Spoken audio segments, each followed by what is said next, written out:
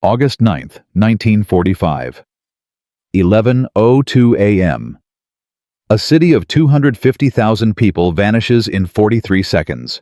Not bombed, not shelled, not burned block by block the way Tokyo burned. Vanished. The Mitsubishi steel factories, the shipyards, the hospitals, the schools, the wooden houses packed together on the hillsides of Nagasaki. All of it compressed into a single white flash, brighter than the sun, then a pressure wave traveling faster than sound, then a fireball climbing 6 miles into the sky while 75,000 human beings ceased to exist. Doctors who survived described patients walking toward them with their skin hanging off their arms like wet paper.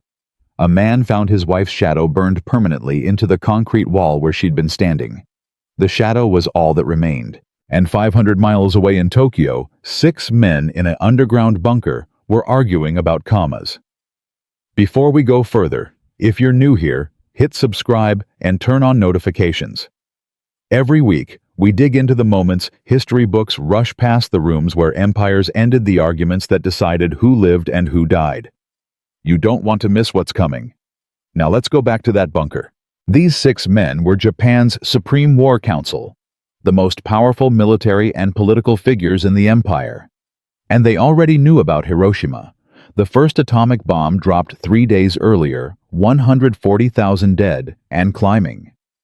They already knew the Soviet Union had declared war overnight, smashing through Manchuria, with 1.5 million troops destroying Japan's last hope for a negotiated peace.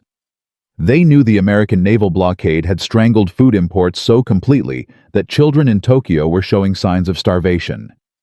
They knew all of it, and they were still arguing about whether to demand 4 surrender conditions or 1. 3 men wanted 1 condition: preserve the emperor. End this now before another city disappears. 3 men wanted 4 conditions. Preserve the emperor, yes, but also no Allied occupation of Japanese soil. Japan controls its own disarmament. Japan runs its own war crimes trials. 3 versus 3. Complete deadlock. The political machinery of the most militarized nation on Earth frozen solid, while a second atomic bomb was already in the air. Then, at 11:30 a.m., a door slammed open. A junior officer stood in the doorway, chest heaving, face the color of ash, holding a communication slip with both hands. The paper was trembling. He tried to speak. His mouth opened and no sound came out. He tried again. Nagasaki, a bomb, like Hiroshima. The city is gone. What these 6 men said next, and how they interpreted those 4 words, would determine whether Japan lived or died. Whether the war ended that morning, or whether American bombers continued erasing cities one by one until nothing remained. The fate of 70 million people balanced on the response of 6 exhausted, terrified, ideologically divided men in an underground room. This is what they said. 3 days before Nagasaki, the Big Six had gathered for the first time after Hiroshima.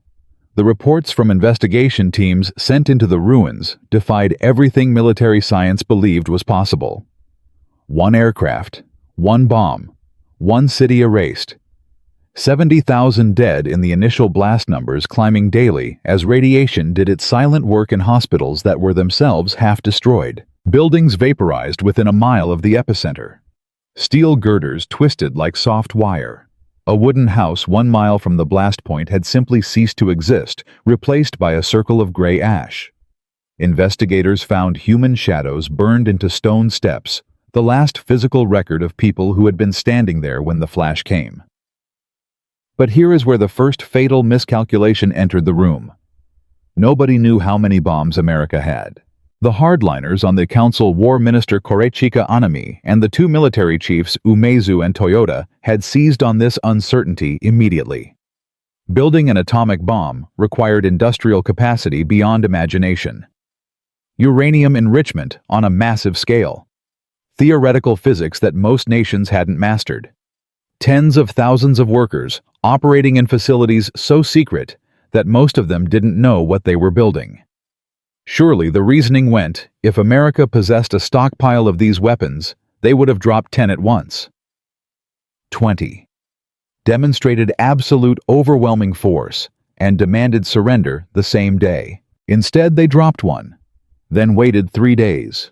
Why wait unless the cupboard was nearly empty? Japan's own physicist Yoshio Nishina tried to explain the flaw in this logic. Once you solve the uranium enrichment problem, he told senior military commanders, production becomes more efficient. If America detonated one weapon, they almost certainly had infrastructure to produce more. Possibly many more. The generals didn't want to hear it. They wanted certainty, and what Nishina offered was probability. So they built their entire remaining strategy on hope dressed up as analysis. The Ketsugo Plan. The decisive battle plan for defending the Japanese home islands spread across every planning table in Tokyo. 2 million soldiers dug into coastal defenses. Civilian militia trained to resist with bamboo spears if their rifles ran out. Mountainous terrain that would channel American invasion forces into killing grounds where Japan's numerical advantage could compensate for equipment deficiencies. Anami spoke about it with the conviction of a man reciting scripture. The American people have no stomach for casualties. Make them pay in blood for every beach, every village, every hillside, and their resolve will crack. It was the same calculation Japan had applied for years, and for years the Americans had proved it wrong. Iwo Jima. Okinawa. Island after island, the casualty numbers were horrific, and the Americans kept coming. But the hardliners filtered this evidence through ideology. One more battle. One more demonstration of Japanese fighting spirit. One more river of American blood, and Washington would blink first. Foreign Minister Shigenori Togo had watched this reasoning slowly detach from reality over months of increasingly desperate cabinet meetings. He'd studied the Potsdam Declaration, the Allied ultimatum delivered in July, more carefully than anyone else in the room. The terms were stark. Surrender unconditionally, or face prompt and utter destruction. But buried inside the language was something the hardliners kept dismissing. The Allies had specified preservation of industries that could sustain the Japanese economy. They had not demanded the elimination of the imperial institution.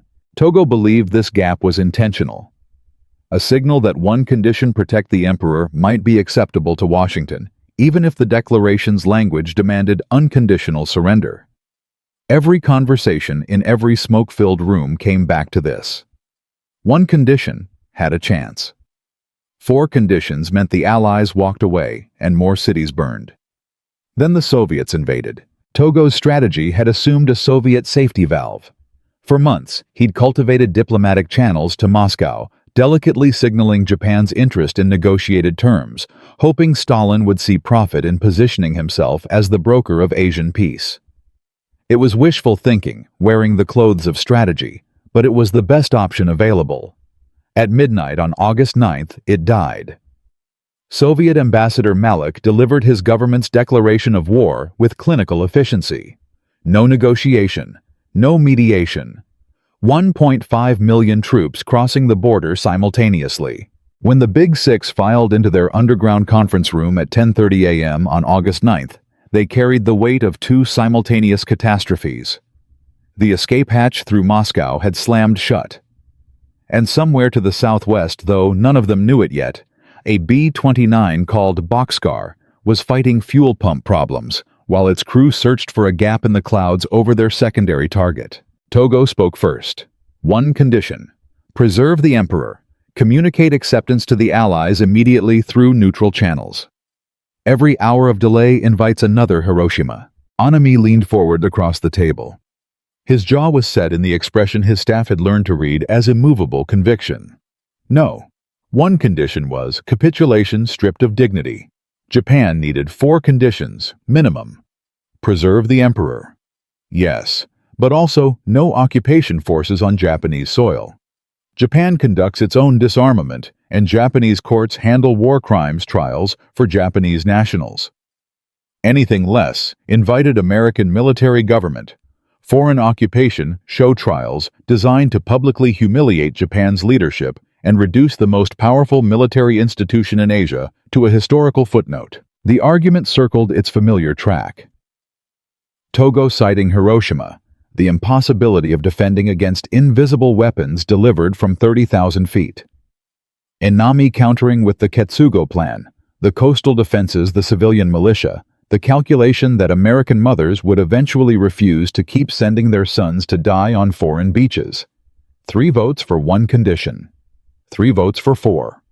Deadlock. 28 minutes after that deadlock calcified into certainty, the door slammed open. The junior officer's face was gray. His hands were shaking. Nagasaki has been hit. Like Hiroshima, the city is gone. The room went silent in a way that felt physical, like pressure dropping before a storm. Togo's response came first. His voice was quiet, but absolute. Then our last doubts are gone. America can do this repeatedly. If we don't accept Potsdam now with 1 condition, there won't be a Japan left to preserve. Anami's jaw tightened. He set down his teacup with deliberate control. Or, he said slowly, this proves they're desperate. 2 bombs in 4 days. They're using everything they have because invasion terrifies them. Navy Chief Toyota grabbed the communication slip from Suzuki's hands, scanning it desperately for qualifications for preliminary reporting, uncertainty for any language that might suggest exaggeration. He found none. It must be overstated, he said, but his voice carried 0 conviction. Hiroshima's numbers were revised upward. Togo interrupted.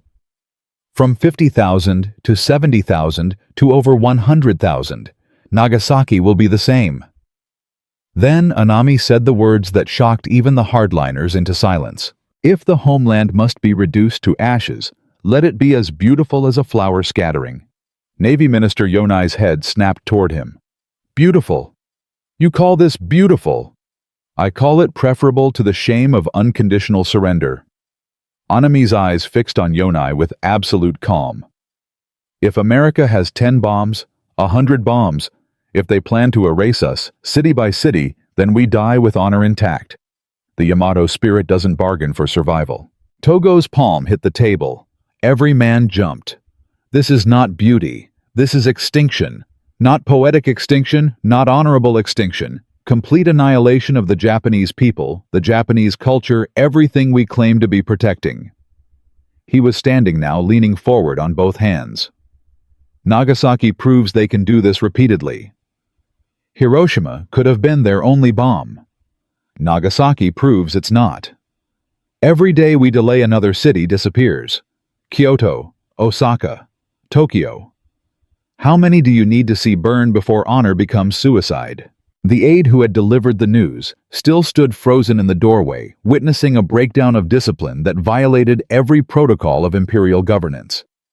These were the men who controlled Japan's fate, and they were screaming at each other over the ashes of 75,000 people. Suzuki called for recess. Full cabinet at 2:30 p.m. Expanded discussion. Surely a broader group would break the impasse. It didn't. The cabinet ministers arrived pre-aligned. The Home Minister warned of civilian collapse. The Agriculture Minister described food distribution failing. The Communications Minister laid out infrastructure crumbling under nightly bombing raids. The hardliners absorbed every report and remained unmoved. More voices arguing the same positions only made the room louder. Then at 8 p.m., military intelligence delivered the report that should have ended all debate. A captured American pilot interrogated again after Nagasaki had answered one question with 2 words that drained the color from Togo's face. How many atomic bombs does America possess? Around 100. 100 bombs. 100 cities. Kyoto, Osaka, Yokohama, Nagoya, Kobe, Fukuoka. Every major population center in Japan could be erased within weeks, leaving the home islands a wasteland of atomic craters, populated only by survivors, too irradiated to rebuild anything. Anami listened to the intelligence report. When he finally spoke, his voice carried a strange tranquility that was more frightening than rage. If so, then the nation shall die together. 100 bombs, 1,000 bombs. It changes nothing. Better that every man, woman, and child perish in atomic fire than survive as slaves to foreign occupation. A cabinet minister whispered, "You're talking about national suicide." I'm talking about national honor. Anami corrected. The political machinery was completely seized. The system required consensus. Consensus was impossible. 3 atomic catastrophes, 2 Soviet armies smashing through Manchuria, 1 strangled nation running out of food, and 6 men still could not agree. At 11:15 p.m., Prime Minister Suzuki found Lord Keeper of the Privy Seal, Koichi Kido, in a small anteroom. Kido had slept perhaps 3 hours in 2 days. Suzuki closed the door. "It's not working." "Then we're out of time," Kido said. "There's only one mechanism left." Both men knew what that meant. They said it together almost. An imperial conference. The emperor himself in attendance asked to render the final decision. It was sacrilege. The emperor reigned, but did not rule. He sanctified decisions made by his government. He did not make policy. Centuries of constitutional precedent, the entire careful architecture of Meiji governance, had been constructed specifically to insulate the throne from this kind of direct responsibility. But the alternative was a 3rd atomic bomb. Possibly a 4th. Cities disappearing while 6 men argued in an underground room about the precise wording of peace terms they would never agree on. "If we bring His Majesty in and ask him to decide," Suzuki said, "we transfer the burden of surrender from the government to the throne itself. That burden may destroy the institution we're trying to preserve." Kido's answer came quietly. "And if we don't, the bombs will destroy everything anyway." They began making calls. Midnight was approaching, and somewhere in the War Ministry, a group of young officers were gathered around Major Kenji Hatanaka, speaking in urgent whispers, sketching plans to seize the Imperial Palace, cut communication lines, and prevent any surrender broadcast from ever reaching the Japanese people.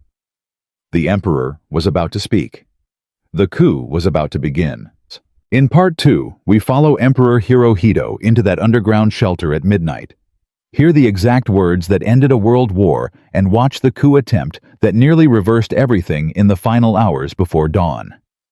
Because the decision made in that room was only the beginning. Getting that decision out to 70 million people and past the officers willing to commit treason to stop it, that was the battle nobody survived to brag about. August 9th, 1945, 11:50 p.m. 6 men spent 14 hours arguing while 2 cities burned. The emperor was summoned to break a deadlock that no democratic process could resolve. War Minister Anami had called national suicide beautiful as a flower scattering. And somewhere in the War Ministry, young officers were already drawing maps of the Imperial Palace, planning a coup to prevent any surrender order from ever reaching the Japanese people. The decision was 30 minutes away. The coup attempt was 12 hours away. And between those 2 moments, the entire machinery of the Japanese state would either hold together or shatter into chaos that no emperor's voice could stop. Now here is where the stakes become something that no history book captures cleanly. Because the problem was never just making the decision. The problem was surviving long enough to execute it. Privy Seal Kido moved through the palace corridors at just past midnight, delivering the summons personally. Every member of the Big Six, every senior cabinet minister. The imperial conference would convene in the underground shelter. His Majesty would attend. Not as a ceremonial presence sanctifying a decision already made, but as the decision-maker himself. Every aide Kido passed understood immediately that something unprecedented was happening. The constitutional architecture of modern Japan, every careful principle separating the throne from political accountability, was about to be deliberately demolished. War Minister Anami received his summons in his private office. He had spent the previous 3 hours writing letters. Some he burned. Others he sealed for delivery after his death. His father's sword lay across the desk, the blade cleaned and oiled. Anami read the summons, folded it precisely, set it beside the sword. His face revealed nothing. He stood, straightened his uniform, and walked toward the conference chamber with the bearing of a man who had already made his own separate peace with the outcome. The underground shelter felt different at midnight. The same concrete walls, the same dim lighting, the same ventilation hum. But the chairs had been rearranged. a single seat placed slightly forward for the emperor's position. The big six stood when Hirohito entered, bowing so deeply their foreheads nearly touched the table. The silence was the silence of a room where everyone understood that history was being made, and nobody wanted to be the one who broke it incorrectly. Suzuki opened with formal language. Your Majesty, the Supreme Council and the Cabinet have been unable to reach consensus. We humbly request your guidance. Each council member restated his position. Togo first. One condition. Preserve the imperial institution. Accept Potsdam immediately. 2 atomic bombs in 4 days proved America could maintain this pace indefinitely. Every additional hour invited another city's annihilation. His voice was hoarse from 14 hours of arguing, but absolutely steady. Yonai supported him. Naval collapse was complete. The coastline could not be defended. Supply lines were gone. Suzuki added his voice, one condition. Then Anami spoke. His tone was controlled, formal, stripped of the emotion that had driven him to slam tables and speak of beautiful destruction hours earlier. 4 conditions. Preserve the emperor, yes. But also Japanese-controlled disarmament, no occupation forces Japanese jurisdiction over war crimes trials. His argument was not irrational. Foreign occupation meant foreign military law. Foreign trials meant show prosecutions designed by the victors. The men in this room and many who served under them would face hanging at the hands of judges selected by the same nations that had firebombed Tokyo's wooden neighborhoods into ash. Umezu supported the 4 conditions. Toyota followed, though his earlier certainty had crumbled visibly over the course of the day. 3-3. The same deadlock that had consumed 14 hours presented itself to the emperor in under 20 minutes. Privy Council President Hiranuma spoke last as an elder statesman without factional allegiance. He described the nation's condition with the precision of a doctor delivering a terminal diagnosis. Rice rations in Tokyo had dropped to starvation levels. 66 cities partially or completely destroyed by conventional raids. The Navy reduced to scattered remnants. The Kwantung Army in Manchuria disintegrating under Soviet armor. The home islands facing invasion from 2 directions simultaneously. Then Hiranuma said the sentence that landed in the room like the 3rd bomb nobody had dropped yet.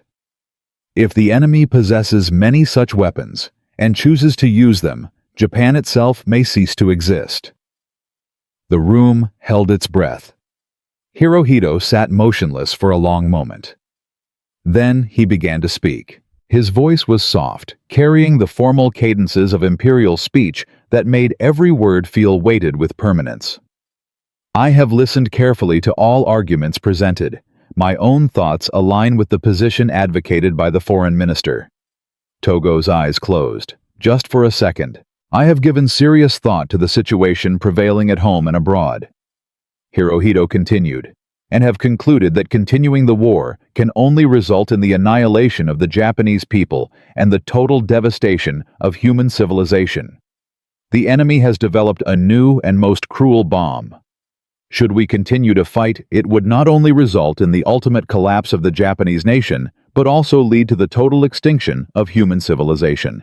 Several men were crying now, silent tears on faces rigidly controlled. I cannot bear to see my innocent people continue to suffer. The time has come when we must bear the unbearable and endure the unendurable. He looked around the room. Japan shall accept the Allied proclamation on the basis outlined by the foreign minister. The imperial institution must be preserved. This is the one condition. You will prepare the necessary communications immediately. Anami's hands gripped the table edge until his knuckles went white. His jaw locked. He was trembling, not from fear, from the collision of 2 absolute loyalties that had just been forced to occupy the same moment simultaneously. Total devotion to the emperor, total conviction that what the emperor had just ordered would destroy everything the emperor represented. He said nothing. To speak against the imperial decision was not debate. It was treason. He stood when Hirohito stood, bowed as the emperor walked slowly from the room, listened to those soft footsteps echoing on concrete until the door closed. Then Anami walked alone to his office and sat down behind his father's sword. The drafting team worked through the night at foreign ministry desks, writing and rewriting the surrender communication with the focus of men who understood that every single word could be misinterpreted in ways that would restart the war. The message had to communicate acceptance while protecting the one condition. Too vague, and Washington might assume Japan was still demanding governing power for the emperor. Too blunt, and it read like a nation negotiating from strength rather than accepting inevitable defeat. They settled finally on language that acknowledged the Potsdam Declaration, while specifying that it not compromise the emperor's authority as sovereign ruler. The message went out through neutral channels, through Switzerland, through Sweden, into the Allied communications network, where it would land on desks in Washington, D.C. in the early hours of August 10th. But before that message completed its journey, the coup began. Major Kenji Hatanaka had spent the Imperial Conference waiting. He knew the outcome before the official word reached junior officers. The peace faction's dominance of the process was itself the signal.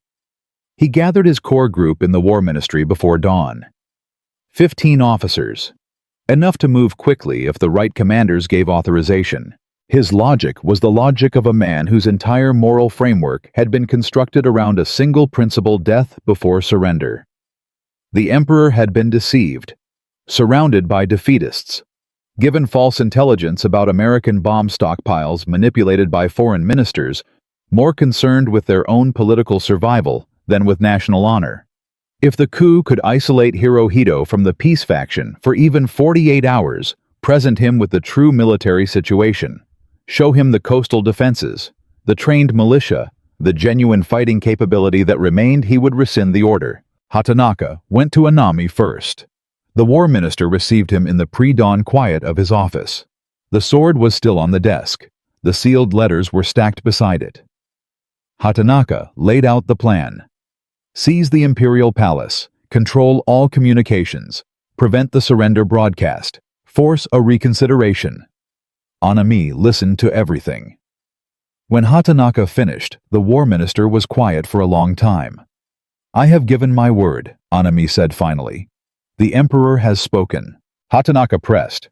"The emperor was coerced. The decision does not represent his true will." "You don't know his true will," Anami said quietly. "None of us do. We only know our own." He did not approve the coup. He did not stop it either. He gave Hatanaka nothing useful, and nothing that could be used as a definitive refusal. The ambiguity was perhaps intentional. Perhaps not. Anami was already somewhere else in his mind. Hatanaka left and began executing the plan anyway. Eastern District Army Commander Takeshi Mori received him at 1 a.m. Hatanaka needed Mori's troops to occupy the palace grounds. Mori refused. The conversation lasted perhaps 20 minutes. At the end of it, Hatanaka drew his sword and killed General Mori where he stood. Then he forged Mori's seal on orders authorizing the palace occupation. By 2 a.m., Imperial Guards units were moving onto palace grounds under false orders they believed were legitimate. Communication lines were cut. Staff officers loyal to the peace faction were detained. Hatanaka's men searched room by room for the recorded surrender message, the audio recording Hirohito had made hours earlier, to be broadcast to the Japanese people the following morning. They did not find it. Palace officials had hidden it inside a stack of ordinary documents in a nondescript room that the searching officers passed without interest. For 3 hours, the Japanese Imperial Palace was occupied by men committing treason in the name of loyalty. Eastern District Army Headquarters finally reached senior commanders who had not been deceived by the forged orders. General Shizuichi Tanaka arrived at the palace personally before dawn, confronted Hatanaka directly, and ordered the units to stand down. He spoke with the quiet authority of a man who understood that the coup had already failed the moment it required deception to function. Hatanaka walked onto the palace plaza in the early morning light. He had a pistol. He fired it once into the air, a final gesture at something honor perhaps, or the idea of honor, and then he turned it on himself. By 5 a.m., the coup was over. At 7:21 a.m. on August 15th, after 5 more days of negotiations over the precise meaning of the surrender terms after Washington's response arrived confirming that the emperor could remain, while ultimately subject to Allied authority, after Anami died by his father's sword, on the morning of August 15th in ritual atonement.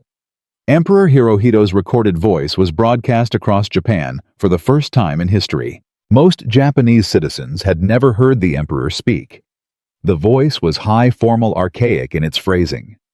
He told them the war situation had developed not necessarily to Japan's advantage. He told them they must bear the unbearable. He did not use the word surrender. He did not need to. Across the country, people wept in the streets without fully understanding why. Some from grief, some from relief, some from pure exhaustion, after years of burning cities and shrinking rice rations and children growing thin, while military officers spoke about the purifying fire of sacrifice. The war that had consumed Asia for 14 years, that had killed between 15 and 20 million people across China, the Pacific, and Southeast Asia, that had ended with physics rewriting the definition of destruction, was over. It had ended in an underground shelter at 12:30 a.m. on August 10th, when a soft-voiced man broke 2,000 years of constitutional precedent to say the words his government was incapable of saying for itself. But somewhere in Washington, a new problem was emerging. The Japanese surrender message transmitted through neutral channels had arrived. American codebreakers had been reading Japanese diplomatic traffic for years. They had the message before the Swiss embassy delivered it officially.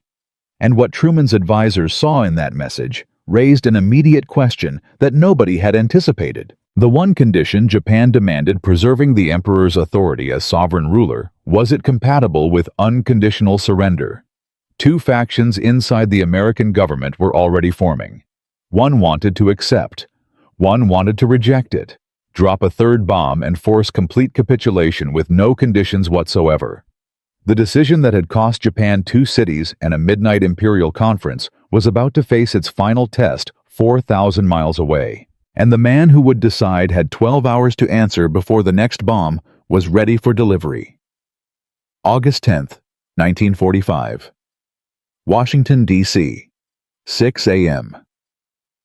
Japan had broken its own constitutional architecture to deliver a surrender message. The emperor had spoken. 2 cities were gone. 70 million people were waiting. And in Washington, 2 factions were already screaming at each other about whether to accept it. The Japanese message arrived through Swiss diplomatic channels just before dawn. Japan would accept the Potsdam Declaration with one condition: the imperial institution must be preserved. Secretary of War Henry Stimson read it twice and reached immediately for his telephone. Secretary of State James Burns read the same message and reached for an entirely different conclusion. And somewhere on Tinian Island ground crews were already checking the assembly of a 3rd atomic bomb scheduled for delivery within days if Washington gave the order. This was the moment nobody in Tokyo had been able to predict. The decision that cost Japan 2 cities and 1 emperor's unprecedented intervention now faced a final test 4,000 miles away inside an American government just as divided as the one it was negotiating with. Burns convened the key advisors in the early morning hours. His position was unambiguous, and he stated it with the bluntness of a man who had spent years in Senate politics learning that ambiguity was weakness. The Potsdam Declaration demanded unconditional surrender. Japan was attaching a condition. Accepting that condition, however, narrow set a precedent. It told every defeated nation in every future conflict that resistance long enough, sacrifice visible enough, could extract concessions from American ultimatums. More practically, it left the emperor in place. The same emperor whose name had been attached to 14 years of Pacific warfare to Nanking, to the death marches to the prisoner of war camps where Allied soldiers were worked and starved to death. American public opinion would not tolerate a peace that let that man keep his throne. Stimson's counter-argument was quieter but cut deeper. The emperor was not just a figurehead. He was the only mechanism capable of actually stopping the fighting. Japan had 2 million soldiers on the home islands, millions more scattered across Asia and the Pacific. The Japanese military code did not contain a vocabulary for surrender initiated by generals and politicians. But it contained an absolute command for surrender ordered by the emperor himself. If America rejected the one condition and demanded complete unconditional capitulation, Japan's government would likely fall to the coup faction. The hardliners would take over. The war would continue not for weeks, but for months, possibly years of the most brutal close-quarters fighting in military history. Stimson placed the casualty projections on the table. Operation Downfall. The invasion plan for the Japanese home islands, scheduled for November, carried American casualty estimates ranging from 250,000 to over 1 million dead and wounded. Japanese civilian and military casualties were projected in the millions. And those projections were calculated before accounting for the civilian militia, before the bamboo spear units, before the 5,000 kamikaze aircraft being held in reserve specifically for the invasion fleet. And that assumed America stopped using atomic bombs. Truman sat at the center of this argument with a decision that had no clean option. Accept the condition and risk political backlash from an American public that had watched its sons die at Guadalcanal and Iwo Jima. Reject it and potentially extend the war by months while dropping bombs on Japanese cities until either the government collapsed or the country ceased to exist as a functioning society. He chose a third path. The American response, drafted largely by Stimson and State Department official Joseph Grew, threaded the needle with language that was either brilliantly ambiguous or deliberately deceptive, depending on which side of the Pacific you were reading it from. Japan's surrender would be accepted. The emperor could remain, but the emperor's authority would be subject to the supreme commander of Allied forces. The ultimate form of Japan's government would be established by the freely expressed will of the Japanese people. It did not say the emperor would be executed. It did not say the imperial institution would be preserved. It said something between those two positions, and left both governments to interpret it according to their own desperate needs. In Tokyo, the American response landed like a grenade thrown into an already burning room. Anami was dead by this point. He had performed ritual suicide in the early morning hours of August 15th, kneeling in his garden in traditional dress, methodically completing the ceremony his entire life had been preparation for. His death removed the most dangerous voice from the hardliner faction, but did not silence the faction itself. Army officers throughout Tokyo were still arguing that the American response's refusal to explicitly guarantee the emperor's position meant the condition had been rejected. Several were still planning resistance. Several had already destroyed equipment rather than hand it to occupation forces. The peace faction read the same American response and saw exactly what they needed to see. Subject to the supreme commander was not elimination. Freely expressed will of the Japanese people was not abolition. The institution would survive. The emperor would survive. The condition read generously had been met. Togo worked through August 14th in a state of controlled urgency, moving between meetings, pushing the cabinet toward formal acceptance before the hardliner faction could organize another attempt to derail the process. He had won the argument once at midnight on August 10th, with the emperor's voice as the deciding vote. He could not guarantee winning it again if the coup faction found a commander willing to actually commit troops. The final cabinet vote on August 14th was 10-3 in favor of acceptance. The three holdouts were army ministers, who argued the American response was inadequate, that the emperor's position was insufficiently guaranteed. Suzuki dissolved the cabinet on the spot and reconvened with replacements who would vote correctly. It was constitutionally irregular. It was also the only way to end the war before sunset. Hirohito recorded his surrender address on the afternoon of August 14th in a small room inside the imperial palace. 2 recordings were made. Both were hidden by palace officials in separate locations. The coup attempt the previous week had demonstrated the danger with complete clarity. Young officers who had failed to find the recording on August 9th might succeed if given a second opportunity. They tried. A second smaller group of officers made one final attempt on the night of August 14th, searching the palace for the recordings, attempting to reach the emperor's inner chambers, trying to intercept the broadcast before it could air. They found nothing. The recordings were already en route to NHK, Japan's national broadcaster, under guard by officers whose loyalty had been personally verified. At noon on August 15, 1945, Emperor Hirohito's voice came through radios across Japan for the first time in history. The broadcast quality was poor. The language was formal, archaic, drawn from registers of imperial speech that most ordinary Japanese had never encountered. Many listeners could not fully understand the words in real time, but they understood the tone. They understood what it meant when the emperor himself spoke directly to his people rather than through the filtered language of government announcements. He told them the war had developed not necessarily to Japan's advantage. He told them the enemy had deployed a new and most cruel bomb with the power to devastate entire cities. He told them he could not bear to see his innocent people continue to suffer. He did not say surrender.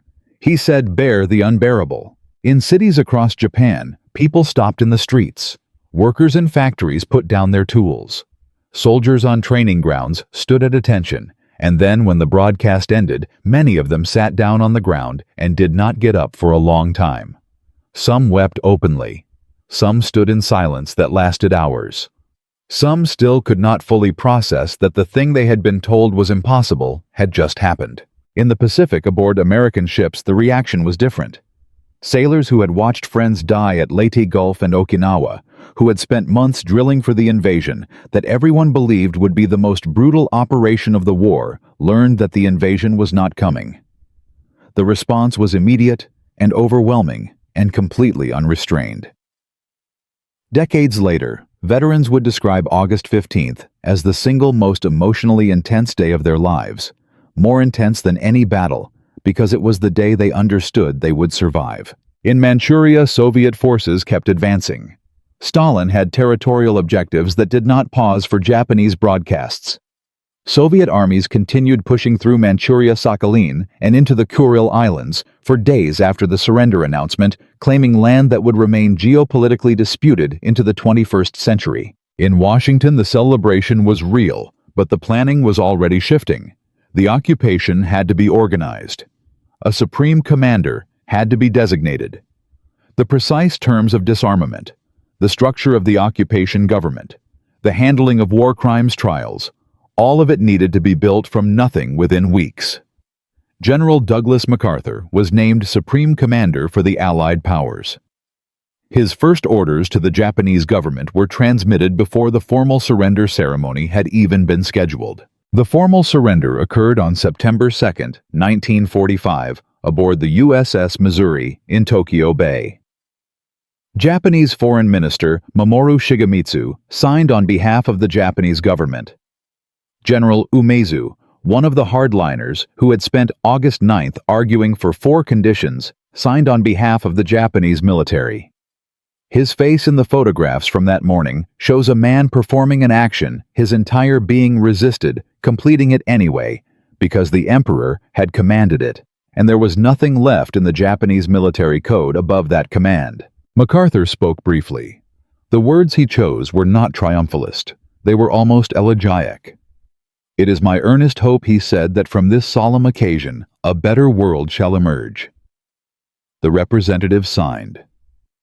The war that had killed somewhere between 70 and 85 million people across 6 years and every inhabited continent was over. What nobody standing on that deck fully understood was that everything that followed the Cold War, the nuclear arms race, the entire architecture of post-war international order had been shaped decisively by 6 days in August 1945, by 2 bombs, by 1 deadlocked bunker, by 1 emperor who broke precedent to say what his government could not say for itself. The decision that Togo fought for and Anami died opposing had done exactly what Togo predicted. It preserved the emperor. It preserved Japan. The occupation that Anami called worse than annihilation lasted 7 years and ended with Japan emerging as an economic power that would eventually become one of America's closest strategic partners. Anami was wrong about occupation. He was wrong about honor being incompatible with survival. He was right that the Japan that existed after 1945 was fundamentally different from the Japan that existed before. That transformation was real. Whether it constituted destruction or rebirth depended entirely on which generation of Japanese you asked. The man who made the decisive argument, Foreign Minister Togo, was arrested by American occupation authorities in 1945 and tried at the International Military Tribunal for the Far East. He was convicted not for the decision that ended the war, but for the decisions made earlier in the conflict, when he had served in a different capacity. He was sentenced to 20 years in prison and died in custody in 1955, years after the surrender he had fought harder than anyone to achieve. History's accounting of individuals rarely matches the weight of what they actually did. In the underground bunker beneath the Imperial Palace, in the small hours of August 10, 1945, the decisive moment had been not a battle, not a bomb, but an argument. Three men who understood that national survival required accepting a reality they had not chosen. Three men who believed death was preferable to that acceptance. And one man who was asked to choose between them and chose quietly in careful archaic language the option that meant his people would live. It was the most consequential decision of the 20th century's most consequential year. It was made in a concrete room, 30 feet underground, by a man who had never before been asked to decide anything, surrounded by men who had spent 14 hours demonstrating that human beings in extremis can look at the same catastrophic fact and reach completely opposite conclusions. Nagasaki had been hit. Togo saw extinction. Anami saw beautiful flowers falling. The emperor saw his people suffering and decided that was the only fact that mattered. He was right, and the proof is that the story can be told at all. 6 men argued for 14 hours while 2 cities burned. An emperor broke 2,000 years of constitutional precedent to say the words his government could not say for itself. A coup attempt failed in the darkness before dawn, and on September 2, 1945, aboard the USS Missouri in Tokyo Bay, the most destructive war in human history ended with a signature. But the story didn't end there. Because what happened to the men inside that bunker, after the cameras left, after the occupation began, after the history books moved on to the next chapter, that is the part that most people never hear. And there is one detail buried in the declassified records of the Tokyo War Crimes Tribunal. One fact about the man who saved Japan from annihilation that reframes everything. The price of being right, it turns out, can be indistinguishable from the price of being wrong. Shigenori Togo spent the final years of his life in a prison cell. The man who had fought harder than anyone in that underground bunker to end the war, who had stood across the table from Anami and screamed that extinction was not beautiful, who had provided the intellectual architecture for the one-condition strategy that Hirohito ultimately endorsed, was arrested by American occupation authorities in the autumn of 1945.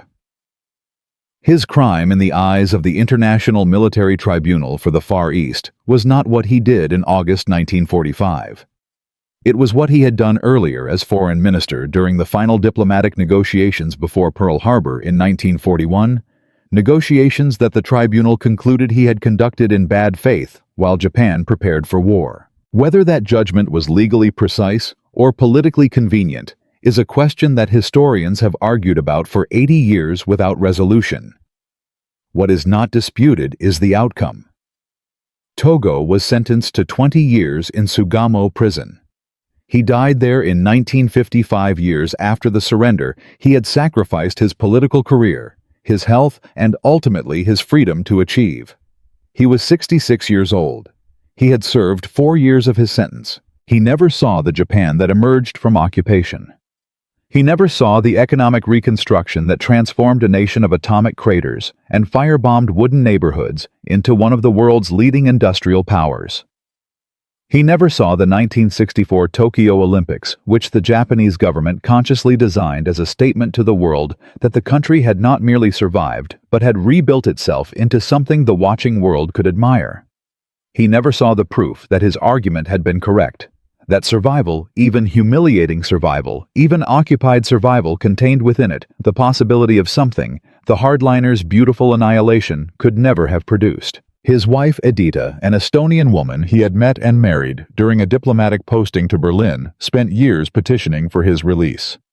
She was still petitioning when he died. The letters she wrote to occupation authorities during those years are preserved in the Japanese diplomatic archives. They are meticulous, formal, and devastating in the quiet persistence of a woman who understood exactly what her husband had done and could not make the relevant authorities care. Togo's wartime diary, smuggled out of Sugamo by his family before occupation authorities could confiscate it, was eventually published in Japan in 1952. It became one of the primary sources for understanding what actually happened inside the Big Six deliberations during those 6 days in August. Without that diary, much of what we know about the specific arguments, the exact wording of the positions, the emotional texture of the Imperial Conference, would be speculation reconstructed from incomplete official records. The man who saved Japan from a third atomic bomb left his most important testimony from a prison cell. War Minister Anami's legacy traveled a different road, one that reveals something uncomfortable about how military cultures process defeat.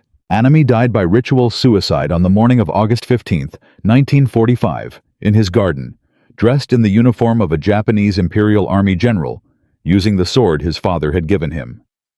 He was 58 years old.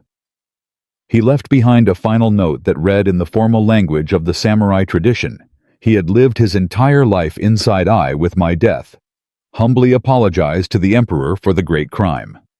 The great crime he referred to was not the 14 years of Pacific War. It was losing it. In the years following Japan's defeat, Anami was quietly elevated in certain Japanese military and nationalist circles to something approaching martyrdom. The man who had refused to break, who had chosen death over dishonor, who had embodied the warrior code to its final breath. It was exactly the kind of romanticization that ignores the actual human arithmetic. Anami's beautiful resistance, had it prevailed, would have meant a third atomic bomb over a Japanese city within days. Possibly a fourth.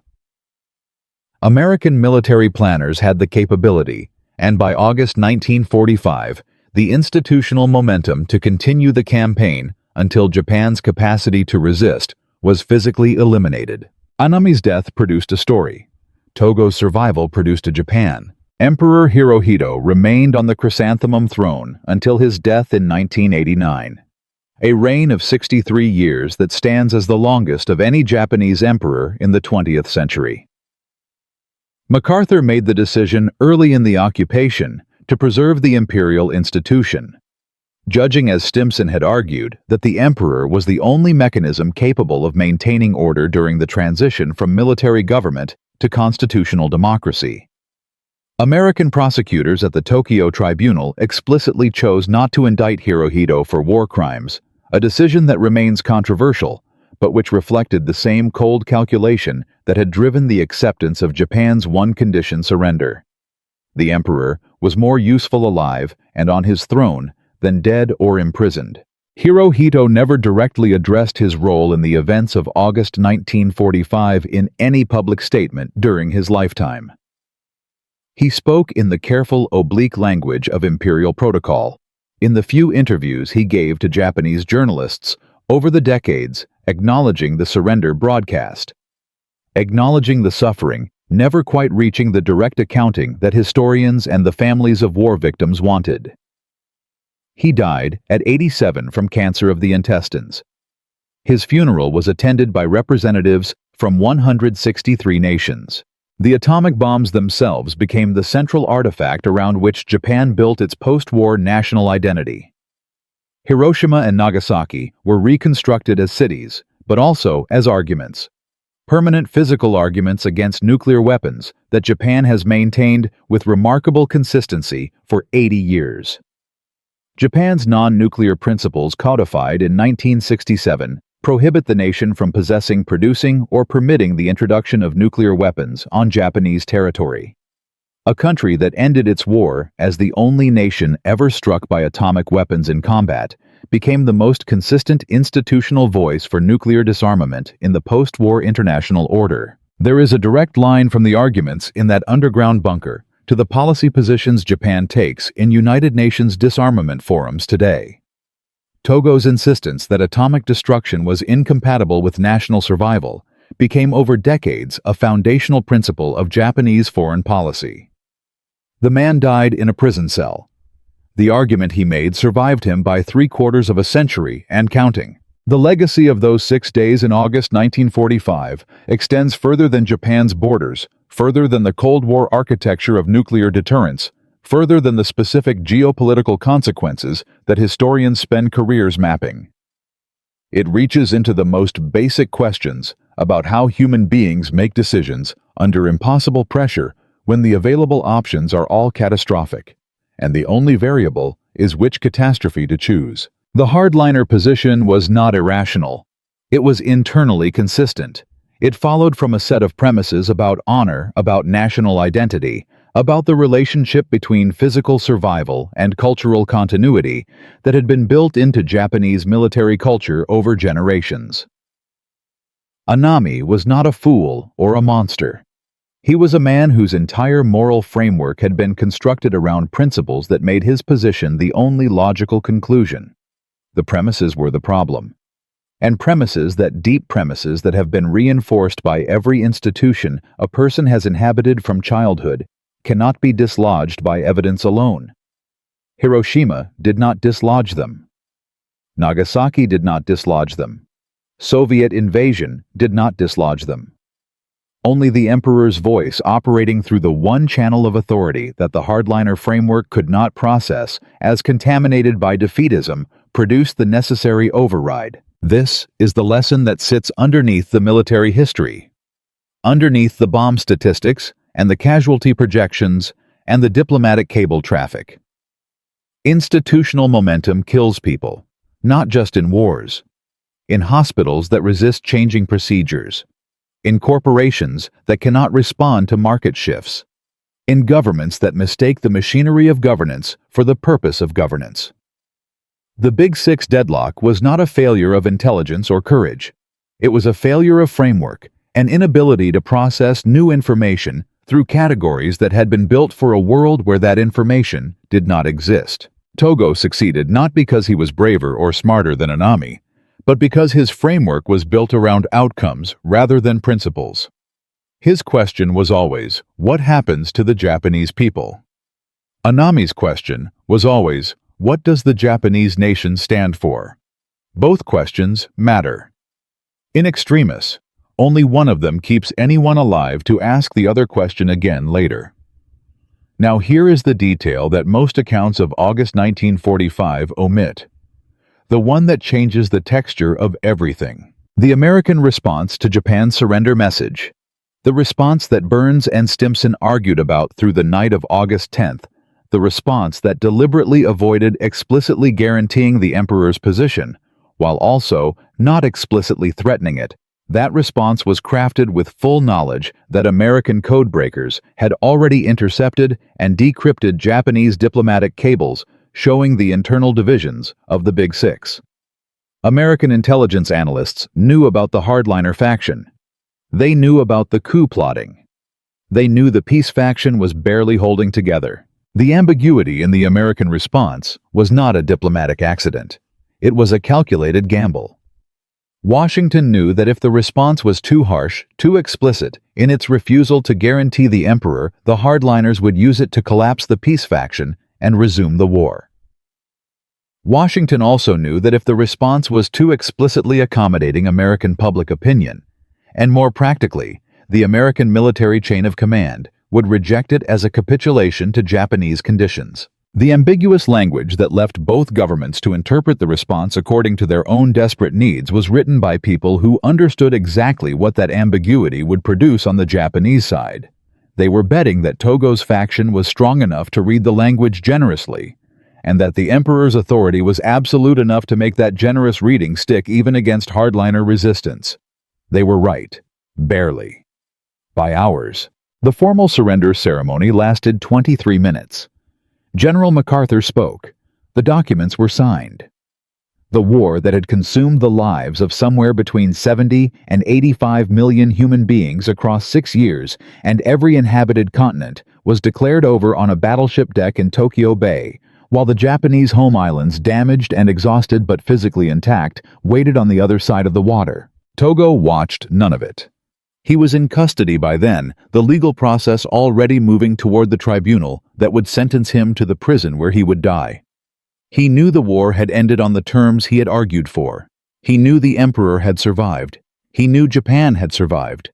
Whether that knowledge provided consolation in a prison cell is not recorded anywhere in the historical documents. From a deadlocked underground bunker, where 6 men faced the choice between survival and annihilation, to a formal surrender signed in 23 minutes on a battleship deck, to a nation rebuilt into a democratic economic power that became one of the 21st century's most stable societies.